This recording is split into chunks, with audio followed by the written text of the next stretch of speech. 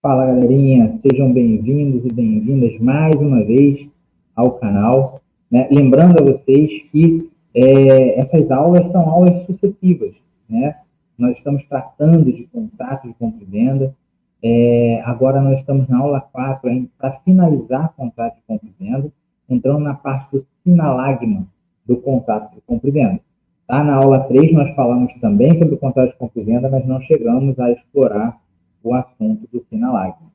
Então, a composição sinalagmática, que eu coloco como tema, é os riscos e as despesas do contrato de compra e venda. Como mencionado anteriormente, o contrato de compra e venda é marcado pela presença do sinalagma, da sinalagma, que se trata do caráter de relação obrigacional complexa e que as partes envolvidas são credoras e devedoras mutuamente. Então, na sinalagma, há a bilateralidade. Havendo a bilateralidade, onde há envolvimento de credor e devedor, nós temos a figura do sinalagmático, figura sinalagmática. Então, por essa razão, há de se fazer uma comparação entre sinalagma e bilateralidade. Essa configuração verificada implica uma proporção igualitária de direitos e deveres, em cima da qual se constrói o equilíbrio contratual visto entre comprador e vendedor. É como sempre falamos, o princípio da equidade, o princípio da proporcionalidade, o princípio da transparência, o princípio da bilateralidade, onde as obrigações têm que ser mútuas entre comprador, entre vendedor. Então, por essa razão, nós falamos que trata-se de uma composição sinalagmática. Tá? Então, posto isso, é discutido sobre os riscos envolvendo as transações presentes na consumação do acordado no contrato. E nós sabemos que a maior segurança contratual é o princípio da pacta sunt servanda. Esse princípio da pacta sunt servanda traz a garantia do cumprimento contratual. Então galerinha, o princípio da pacta sunt servanda ele vai trazer uma segurança contratual. Esse princípio ele é basilar no direito contratual. E quando nós falamos da sinalagma, nós falamos da obrigação mútua, nós falamos de obrigações entre partes do contrato, que no caso é o contratante e o contratado. Nessa parte final dessa apresentação, eu falo o seguinte, segundo parágrafo. O vendedor responde pelos riscos envolvidos com a coisa e sua entrega ao comprador, bem como pelas despesas com transportes e a tradição. Já o comprador assume responsabilidade pelo risco pertinente ao preço e as despesas com o registro e as escrituras que vierem a se tornar necessárias. Ele fala de escritura quando trata-se de algum bem imóvel, quando se tem que pagar alguma taxa ao cartório. Tá? Tais considerações são enunciadas nos artigos 490 e 492, caput do Código Civil. Então, o importante para vocês saberem sobre a questão da sinalagma no contrato de compra e venda é ter em mente que há obrigações para comprador, há obrigações para vendedor. Tanto o devedor quanto o credor assumem riscos na relação contratual. E o que é a relação contratual? É o vínculo jurídico entre as partes. O vínculo vai existir até o adimplemento do contrato, onde o contrato se extinguirá. Então, nós estamos falando sobre obrigação mútua, nós estamos falando de bilateralidade e nós estamos falando de responsabilidade das partes no vínculo contratual.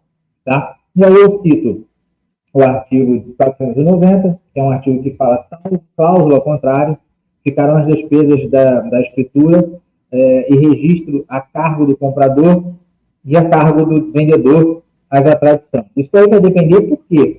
A relação contratual, por ser uma relação obrigacional, ela é uma relação de direito privado, é normatizada pelo direito privado.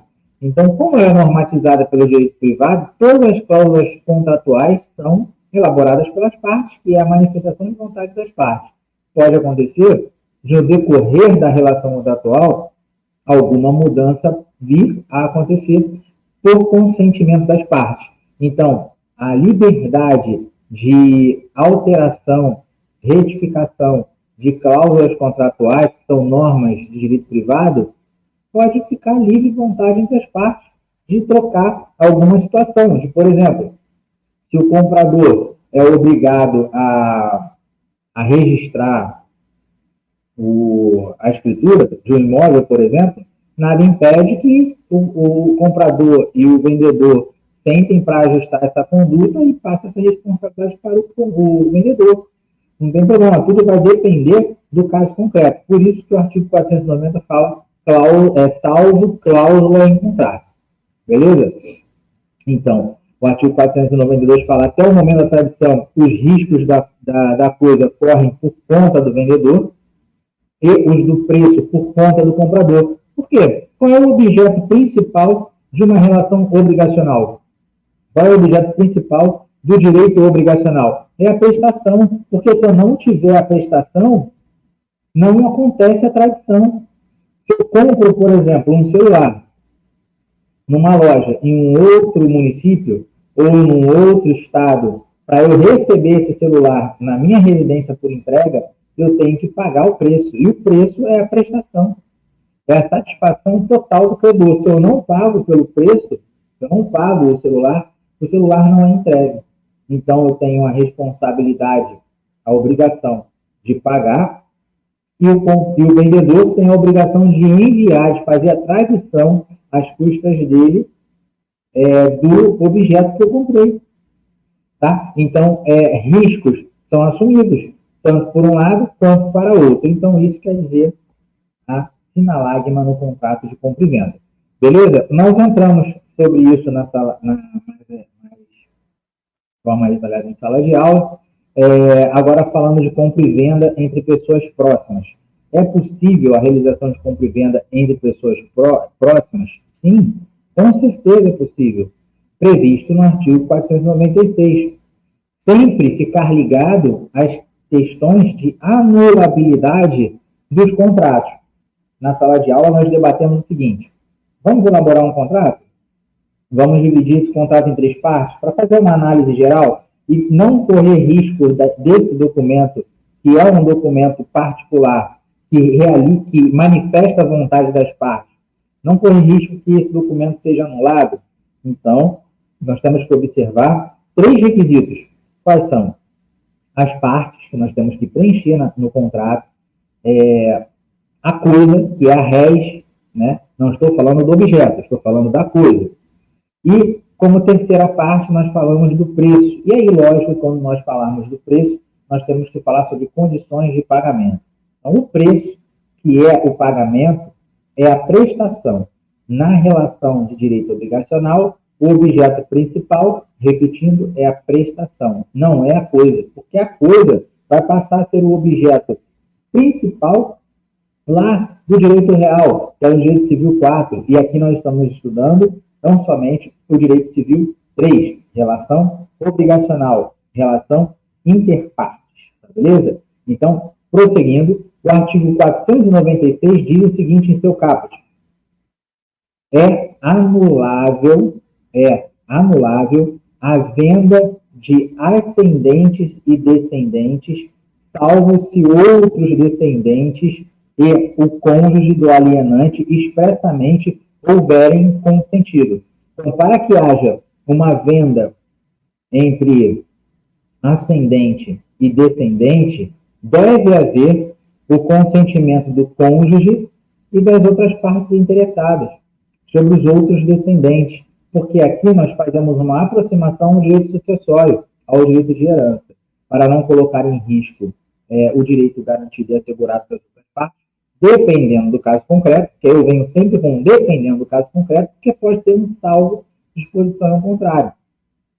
Nesse caso, nós precisamos de um consentimento expresso, tá? Em ambos os casos, dispensa-se o consentimento do cônjuge, tá? Do cônjuge, se o regime de bens for o de separação obrigatória. Então, se eu tenho separação obrigatória no regime de casamento, fica dispensado o consentimento do cônjuge. Agora, se eu tiver comunhão parcial, comunhão total de bens, aí o outro cônjuge, deve obrigatoriamente consentir expressamente essa relação, esse vínculo. Por isso que eu falo, como eu dividi partes, coisa e preço, quando for colocar as partes, qualifique ao comprador, nome, se é brasileiro, solteiro ou casado, se for casado, com quem, qual o tipo de regime de casamento? Comunhão parcial, comunhão total? Por quê? Em um determinado momento, supondo que o cônjuge, o outro cônjuge, venha pedir o divórcio e a partilha, e possa aparecer essa negociação que está sendo feita através de um contrato particular, esse contrato pode se tornar inviável. O valor do pagamento pode ser retido via judicial. Então, pode acontecer uma série de coisas. Se há omissão na informação do relacionamento, se é casado ou se não é, numa relação contratual, esse contrato pode ser anulado de pleno direito, porque careceu da qualificação das partes. Afastou, omitiu e pode se entender por uma fraude nessa relação contratual. Sacaram essa? Então, a importância para evitar a nulidade, principalmente na compra e venda entre pessoas próximas, coloca-se o cônjuge e, com relação à família, né, relação familiar, o cônjuge mais o consentimento expresso. E qualquer outro tipo de negócio, o cônjuge, identificando o cônjuge para qualificar melhor as partes contratuais. Beleza? Então, voltar aqui. A atenção maior deve ser dada à palavra anulável, já que ela gera todos os efeitos previstos na teoria do fato e do negócio jurídico. Tá? Foi o que eu expliquei. Imaginem um contrato dividido em 3 partes. Partes, coisa e preço. Onde partes deve se qualificar, tanto o comprador quanto o vendedor, para se evitar a anulabilidade. Tratando de compra e venda entre pessoas próximas, relação familiar, sempre o consentimento do cônjuge, no caso de comunhão total ou parcial de bens, e dos descendentes, que são possíveis herdeiros daquele ascendente que quer realizar um ato, um negócio jurídico com um dos descendentes. Beleza? Então, vou prosseguir aqui, vou pular essa questão da pena da nulidade, porque esse 497 fala o seguinte, os servidores em geral, os servidores públicos que tratam de uma determinada situação em que tem algum bem relacionado a ele não pode alienar, não pode comprar, não pode se envolver ou arrematar, porque ele tem interesse público em cima da situação, em cima daquela relação. Tutor, curador, testamenteiro, administrador de recuperação judicial, por exemplo, ficam vedados, tá? Ficam vedados para a compra desses objetos que são administrados por eles, né? Os juízes envolvidos em causas, os leiloeiros, aí os prepostos dos leiloeiros, daqueles bens que estão sob sua tutela, que possa colocar em asta pública em leilão. Então, esses leiloeiros não podem ter relação de compra, porque esse negócio da relação direta, contratual, com aquela coisa que é administrada, vai estar eivada de vícios. Então, por essa razão, fica sob pena de nulidade, tá, os bens comprados, ainda que em asta pública, por esses personagens previstos nos incisos 1 até o 4 do artigo 497. Beleza? Cláusulas especiais à compra e venda. Nós falamos muito sobre isso em sala de aula, porque geralmente não aparecem as cláusulas especiais, que são a retrovenda, a venda a contento, a preempção ou preferência e a venda com reserva de domínio. Então, são 4 tipos de cláusulas especiais que podem ser incluídas dentro de um contrato de compra e venda, né? Agora vamos detalhá-las. Retrovenda, prevista nos artigos 505 a 508, ela só é empregada em bens imóveis. A retrovenda, ela só é prevista para bens imóveis. Venda a contento está prevista nos artigos 509 a 512, se vinculada ao contrato de compra e venda. A cláusula de venda a contento gerará um direito potestativo em benefício do comprador, já que o negócio jurídico só será efetuado quando ele manifestar sua aprovação. Ou seja, mesmo que o comprador já esteja em posse do bem, não demonstrar agrado será simples comodatário do bem. Então, o comprador tem que estar na posse do bem, ou melhor, pode estar na posse do bem ou não, mas ele tem que dizer que esse bem é de meu agrado. Ele tem que confirmar, ele tem que demonstrar agrado para que esse negócio jurídico seja realizado. Então, a venda a contento depende da demonstração de agrado e de vontade do comprador para realizar a negociação. A retrovenda, voltando aqui, nós falamos que é exclusivamente para bens imóveis, tá? Quando posta no contrato, permite ao vendedor recomprar o bem no prazo decadencial acordado no contrato, com limite máximo de 3 anos. Sendo assim, a cláusula de retrovenda gera propriedade resolúvel, pois o efeito do direito de propriedade só será aperfeiçoado no final do prazo acordado. Nada mais, nada menos de que uma cláusula especial de retrovenda permite que, ao vender aquele imóvel, o próprio vendedor poderá comprá-lo dentro do prazo máximo de 3 anos. Isso, obviamente, tem que estar previsto no contrato de compra e venda, né? Em via de regra, não acontece muito entre particulares inclusão de uma cláusula da retrovenda. Eu te vendo meu imóvel por 50 mil, mas eu tenho a permissão para recomprá-lo caso você tenha interesse de vender. Isso significa retrovenda. Para a terceira situação, preempção ou preferência, tratada nos artigos 513 a 520, tá, do Código Civil e no Estatuto das Cidades. Gera ao comprador a obrigação de oferecer primeiro ao vendedor o bem comprado por este, caso for alienar o bem recém-comprado. O prazo para exercer o direito de preferência não poderá exceder 180 dias, se a coisa for móvel, e 2 anos se for imóvel. Então, aqui, nós temos